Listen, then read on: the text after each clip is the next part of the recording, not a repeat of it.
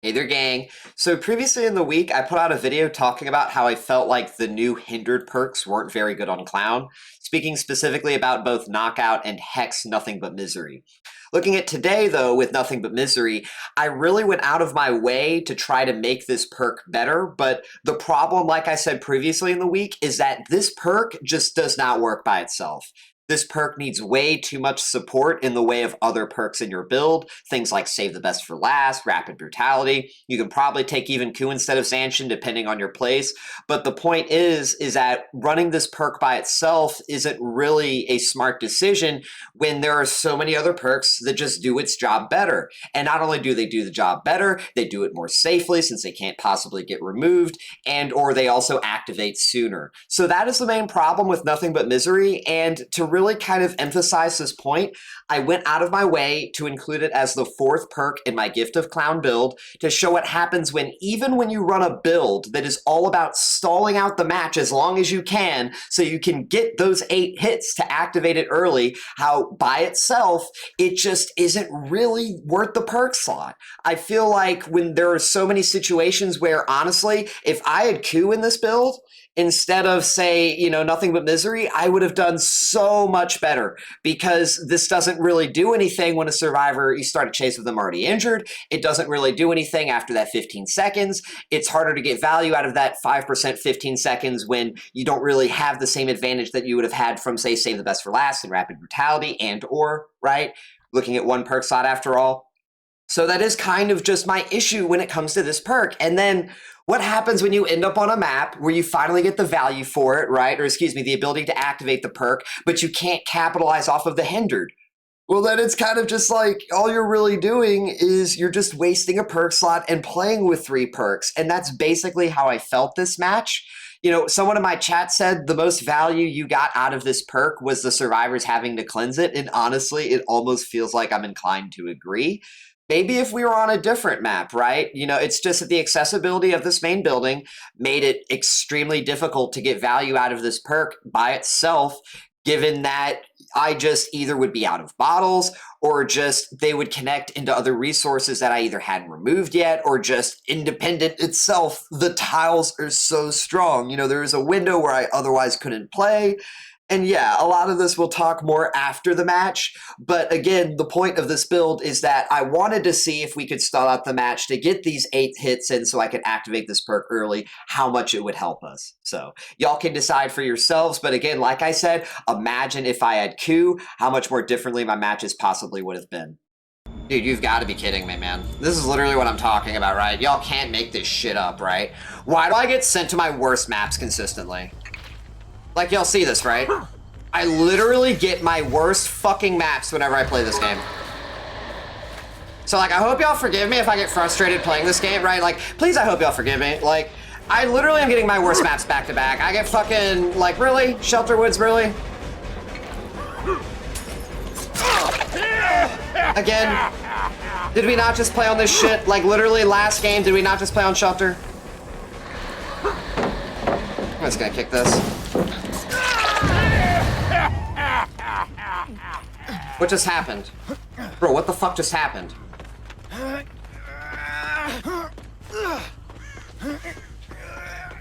I help you? Individual that's behind me?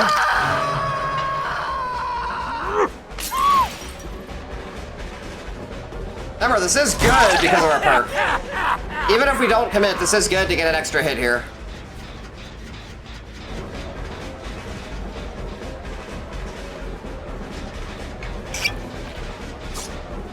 I like her, she's good. I'll reload now. Pick this. I'm expecting unhook from Jane here, and this will be Gift of Pain if she does. We kick this pallet, she's got nothing. Oh, we didn't, never mind. Wow, seriously? And she's able to somehow make it all the way back around, man.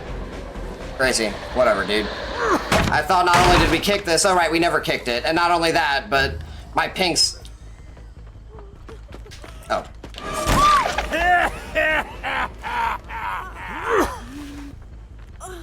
This is good. So I'm fine. Who do we have? We have the... Who is that? Alucard or some shit? No, it's... I don't even know his name. But, he and Jane, we're gonna go... Main. I want to check a different gen, believe it or not. But we'll contest main for right now.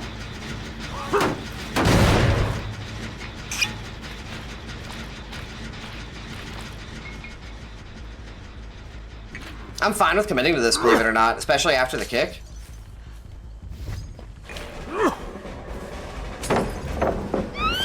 Oh shit. I got a little bit of lag there, forgive me. I don't think she gets this. Oh, perfect! She's gotta have a syringe, man.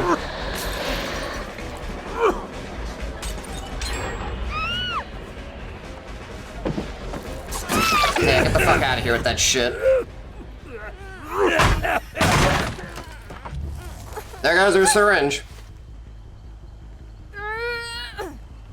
This is actually kind of good. So we have it on everybody but the second survivor, whoever the hell that is. They are the only person who has not been gifted of pain.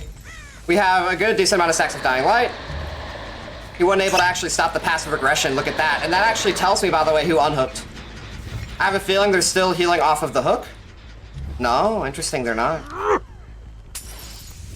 I'm not really as concerned with him, believe it or not. I'm gonna go back to main and then rotate from there.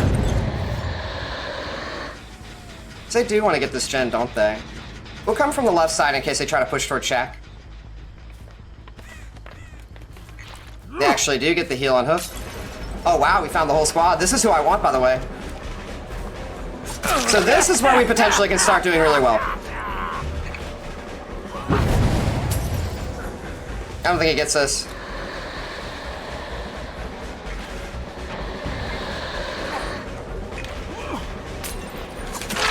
Perfect. That's so game-changing. Oh man, and we get the hook right here. He's gonna actually look to body block. That's actually good. We'll go this way. I'd rather hook him here because I don't want to break his gift of pain and then feel like I'm forced to commit to him, right? When I want to commit to whatever the hell his name is, that's when I'll do it.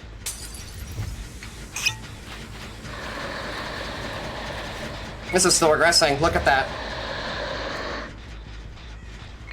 See, we're finally at a point now, by the way, where the build is starting to put us ahead. We're finally starting to get some momentum. Every survivor has been given Gift of Pain. This is how you play Clown. Good shit. And remember, he's slowed because of our perk. We finally, potentially, will be getting good hex value.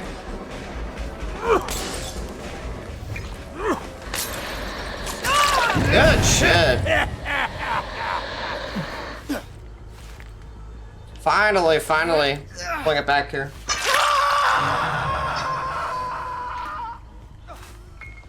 Oh, hey, what's up, James? I think she was getting a little greedy and she wanted to see if she could get a Sabo play if you were talking about the Jane earlier.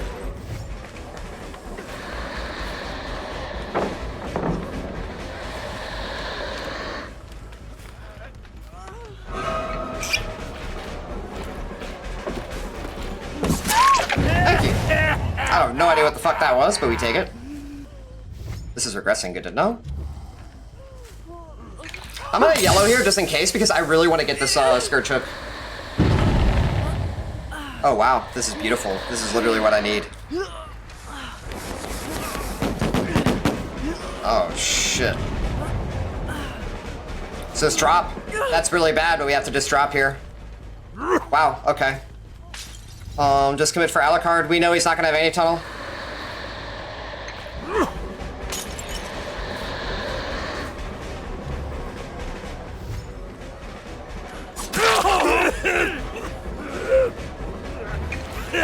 Maybe I should be pinking here. Yeah, if I pinked, I probably would have got him.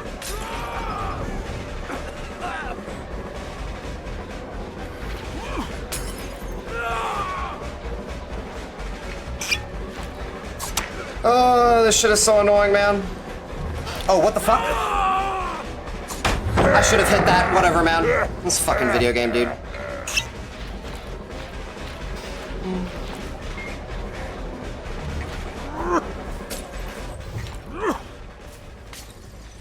gonna push into this fucking... No, he's gonna go around. Oh, okay.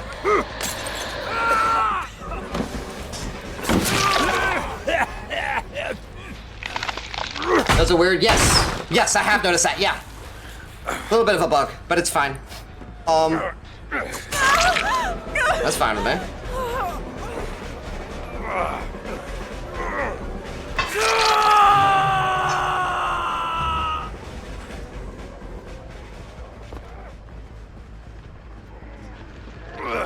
What is she even doing?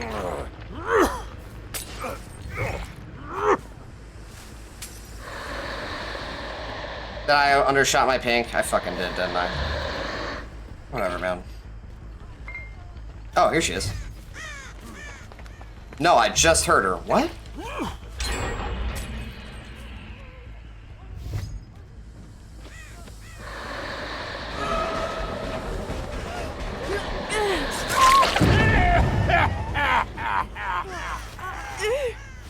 Thanks, baby girl.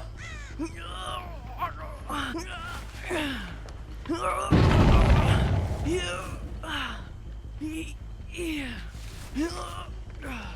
not on death look, right? No, she's not. So good, we reapply Gift of Pain. We've knocked off main so much. Like, main is no progress. We'll go ahead and kick this pallet. That's good. I think they are looking to reset. Probably even doing the Hex.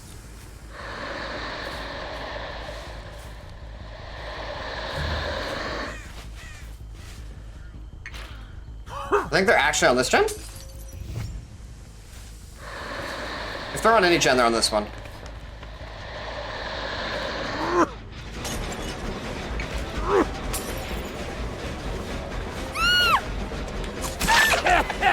Hex is still active, by the way. He's got pallet right here, I think.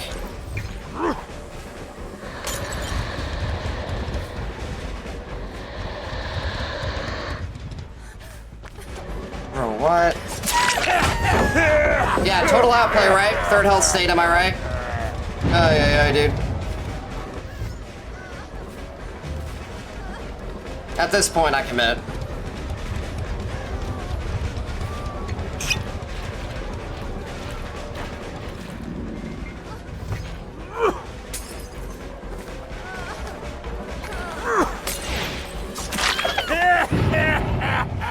John, I think I can't remember. If not, this is a good Scourge Hook for the Gift of Pain. She's not. That's fine, though. We're ramped up very high. Every survivor, I think, has Gift of Pain. Look at how long it takes them to do these gens. Barely any progress here. They cleanse the Hex. This other individual's on Deathhook, isn't he? I'm actually going to commit to the chase this time.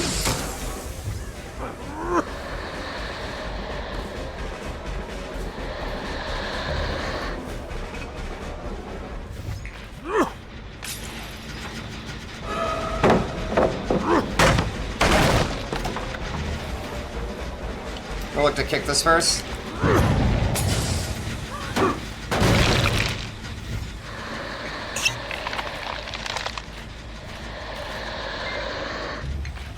She is a dying light. Honestly, play into attrition and pressure what we have over here.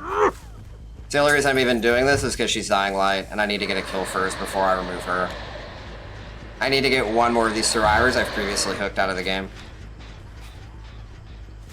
Plus, we've got 3 gen over here anyways, TBH. 4 gen, actually. Wow.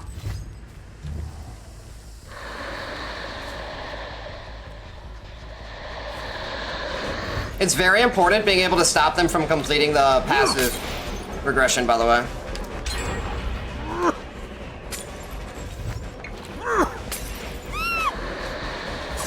She just got a window, right? Free window. Crazy. And she just runs forward. Crazy.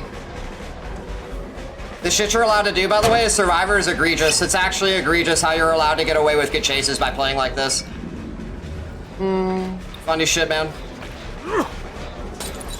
Just play like a bot, good chase.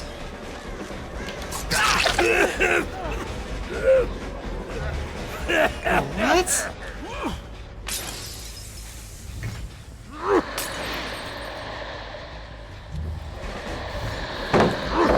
Garsh makeup kit.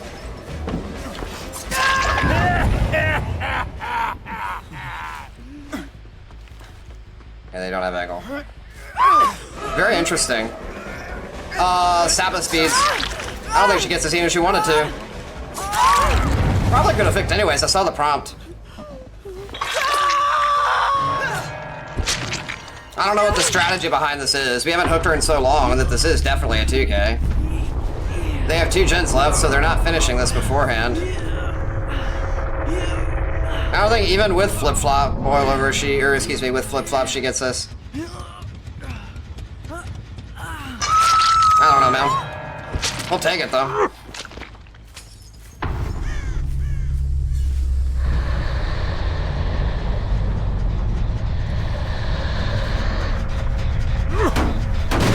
Remember, Gift of Pain is still active on the Feng and the other survivor.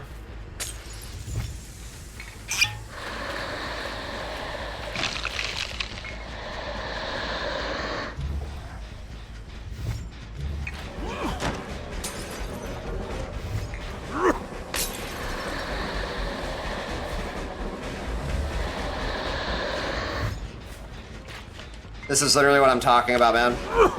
Literally anyone can play tiles like this. And I undershot my pink. Yeah, okay, dude. This is what I'm talking about, by the way. Literally shit like that is designed for survivors to just have the free and easiest chase. You don't have to be good at the game to have a good chase with a tile like that. Just run forward. Play check spot, run forward. Even with yellows and pinks, doesn't matter. So, cool.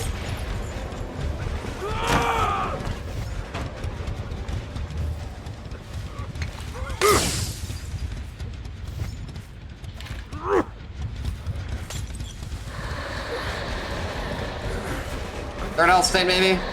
DVD nowadays, no? Okay. Hate that window, for fuck's sake. It's just really annoying, like, how free some of this shit is, dude. Like, I'm sorry, but when I'm playing a killer who's about slowing and speeding up, and you can just play like a bot, and you're gonna get a better chase, you'll still make the window and everything. And they have everything with like the tent design to where it's like I can't even use my bottles anyways. Like, I'm sorry, dude. I'm not gonna be like, wow, you played the check spot on this like literal uncounterable windows so well. Nice job, you know what I mean? We can't even kick this, can we?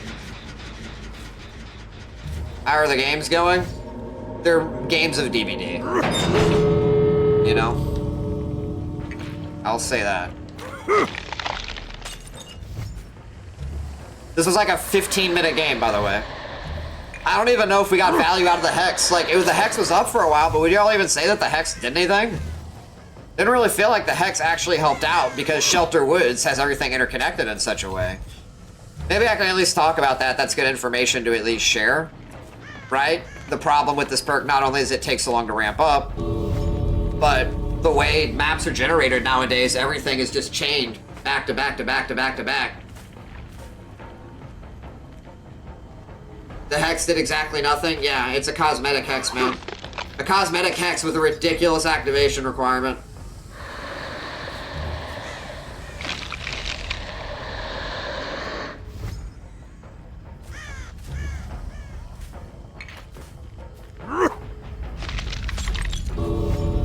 Is it cleansing time? Yeah, that's awful, by the way. Like, I wouldn't run a Hex for that reason.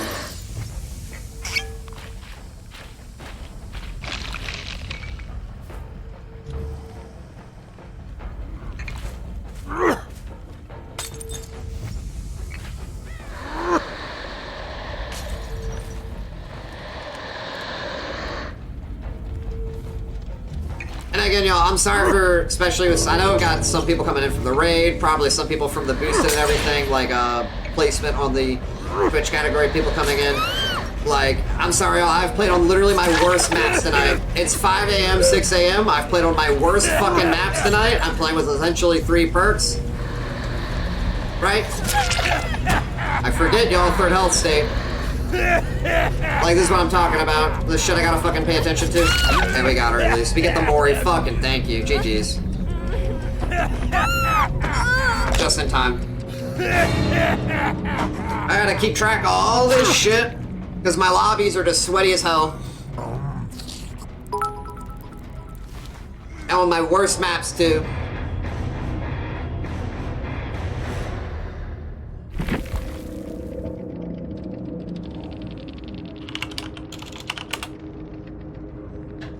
Oh, she had Mettle a man. That explains so much, y'all. Y'all, I think I get why she was doing it now. She must not have had any stacks. Y'all, it totally makes sense now why she was doing that. She was trying to get Mettle stacks. Okay. Yeah, I was so confused too. Why didn't she Sabo, though? You know what's crazy? By the way, Dying Light slows down Sabo speeds. Y'all see that? So even though she has this add-on in this toolbox, if she wasn't the Obsession, then we likely would have still been able to double tap her with high stacks of Dying Light if she attempted the Sabo in the late game. Isn't that really cool? Because we would have had 18% slowdown on Sabo speeds. Actually, hold on real quick. By the way, GG's to A-Good. GG's. No, it's just healing and repair on this. I thought this might have Sabo speeds as well. So again, gang, I'm not a real big fan of Shelter Woods at all as Clown. Ever since the rework when they adjusted the center of the map to have this really strong main building tile that connects and chains to so many other different tiles around the map, it's made me feel very helpless because here I am as Clown who has no mobility, no macro. I'm purely dependent on my ability to have strong chases. And this new rework has made it so much harder for me to have strong chases, right? Without giving up chase perks, which then again would make the generators fly a lot faster. So I'm kind of working with what I've got and getting sent to this map not once but twice in a row due to just random chance. Of course, that's not really going to be making me feel good, right? Because when you don't have anything going for you, it's like, what are you doing here, you know? Then you look at these survivors builds, and these survivors definitely didn't come here to play, or at least you could kind of say they did, because these are some sweaty builds. This Feng in particular, with her syringe that she did use first chase, we'll talk about that more when we get to the match itself, but she's got Made for This, Resilience, Dead Hard, and Unbreakable, and this is a very, very, very strong build. Made for This in particular, which she could activate off the Dead Hard, is crippling against Clown when survivors use their spacing and their timing very well, when they know how to play around certain pre-drop pallets especially, and also if Clown doesn't have Flask of Bleach, which thankfully we do. So being able to have that in her pocket, right, against us if we have to commit to her in chase, this can actually be very beneficial for her team. Not so much against the build that we have, thankfully, because our build does reduce the overall efficiency of survivors and their repair speeds. But had we had a different build, which she likely is going against more often than not, then yes, having that third health state, having that extra 3% on top of that, that can be game-changing for her, especially if she also can possibly get a syringe off mid-chase either beforehand or afterward, you know? So this is actually a very, very strong build coming out of the Feng. The other survivors, they also have Made for This. I'm assuming everybody's just prepared for all the Kanekis. I wonder why people are playing him. Am I right? The Jane has a Mettle of Man Sabo build, and people were in my chat were wondering, what is this Jane up to? People, I imagine some of y'all watching are also having the exact same question. And the thing is, we never gave her the chance to get the protection hits that she needed, but she was trying to give herself endurance. Had we hit her more times, either when we were chasing survivors or when we were carrying survivors to the hook, she would have been able to take an extra hit. She probably would have used that in order to sabotage before we could then hook the survivor. And from there, we would just have been really, really hurt on pressure. And if we were, again, a different killer who isn't reducing the overall efficiency of survivors, right, through Gift of Pain and Dying Light, we especially would have felt that punishment more because, again, when you're not getting value from these other perks like Pain Resonance and Pop Goes the Weasel, which require you to fully hook the survivor, you can't down them, you have to hook them, right?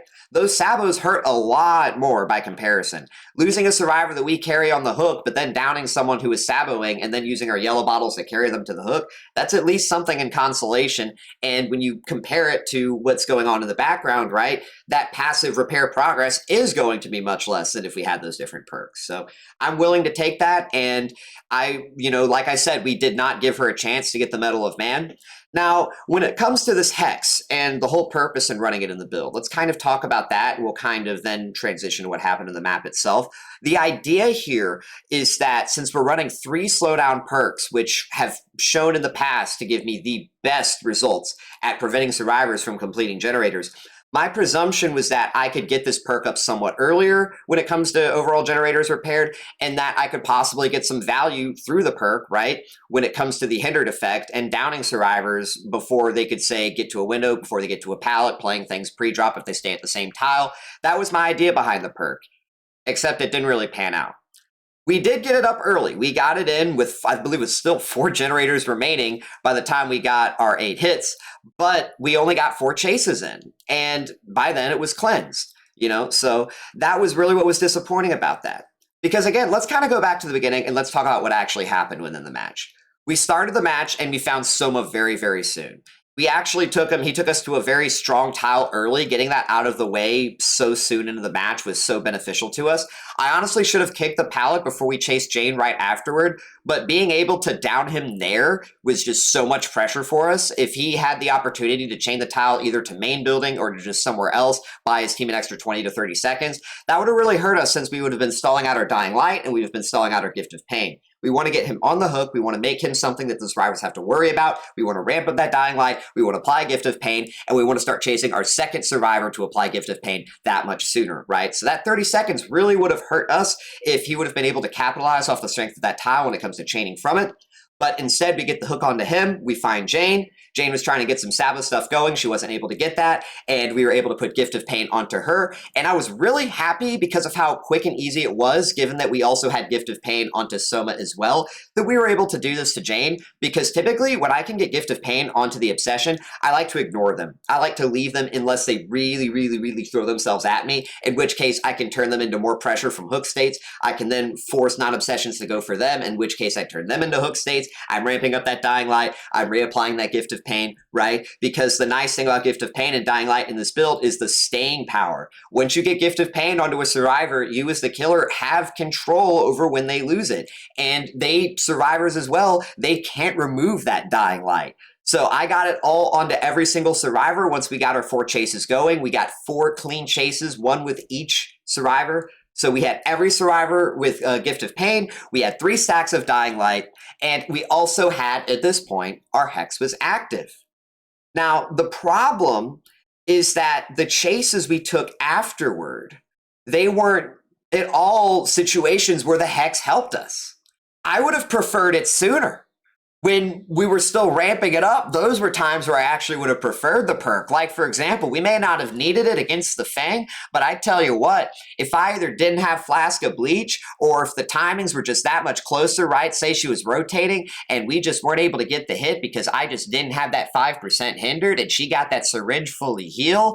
Ooh, that would have been painful, and it would have been especially more painful, again, like I said, if we had a different build, because all of that wasted time adding an extra health state that we didn't plan for, well, we can't exactly lick our wounds and cut our losses when we don't have the mobility in order to do that, right? What are we going to do? Go look for another survivor that's healthy and then pre-runs to another tile, right? Possibly pre-runs to main building, right? Like, we are in such a limited capacity when it comes to our threat, right? And getting pressure back if we have to deal with the survivor getting a syringe off mid-chase. So I would have much preferred to have my Hex active during those first 8 hits versus afterward.